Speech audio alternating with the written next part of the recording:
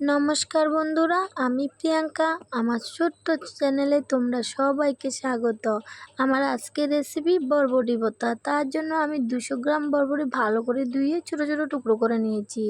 কড়াইয়ে সামান্য পরিমাণ জল দিয়ে বরবটিগুলোকে সামান্য নুন দিয়ে আমি ঢাকা দিয়ে ভাপিয়ে নেব। জলটাও শুকিয়ে গেল, আমি বরবটিগুলোকে নেড়েচেড়ে নামিয়ে নেব। এখন দেখো আমার বরবটিগুলো নামিয়ে নিলাম। তারপরে আমি শিলনোড়ায় এগুলাকে বেটে নেব। তোমরা যদি চাও এটা মিক্সি জারেও মিক্স করে নিতে পারো। আমি শিলনোড়াতে বেটে নিচ্ছি। ফ্রেন্ড, আমার রেসিপিটা তোমাদের কাছে যদি ভালো লেগে থাকে, ইউটিউব বন্ধু যারা আছো তারা আমার চ্যানেলটাকে সাবস্ক্রাইব করে দেবে। ফেসবুক বন্ধু যারা আছো তারা ফলো করে দেওয়ার অনুরোধ রইল। কড়াইয়ে পরিমাণ মতো সরিষার তেল দিয়ে দুটা শুকনো লঙ্কা আমি ছোটো ছোটো টুকরো করে দিয়েছি 1/2 টিস্পুন কালো জিরা, 1/2 টিস্পুন রসুন, কিছু কাঁচা লঙ্কা ছাড়া একটা পেঁয়াজ কুচি দিয়ে আমি ভালো করে নেড়ে চেড়ে নেব।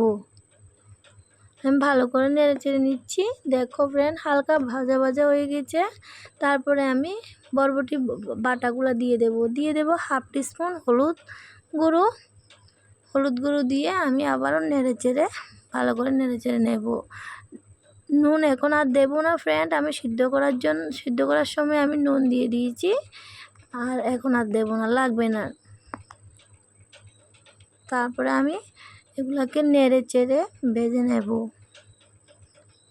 গ্যাসে মিডিয়াম আছে গ্যাসটা রেখে আমি এগুলো আস্তে আস্তে করে আমি ভেজে নেব।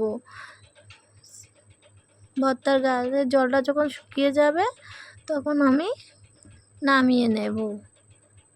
এখানে কোনো মশলা দিই না কিন্তু বন্ধুরা, আমি যেভাবে বানিয়েছি কোনো মশলা ছাড়াই। এইভাবে বানালে পেঁয়াজ রসুন দিয়ে খেতে অনেক ভালো লাগে। গরম ভাতের সঙ্গে তো যা অসাধারণ লাগে কী বলবো বন্ধুরা, তোমরা একবার হলো বাড়িতে বানিয়ে খাবে। এরকম খেয়ে আমাকে কমেন্টে জানাবে। টাটা।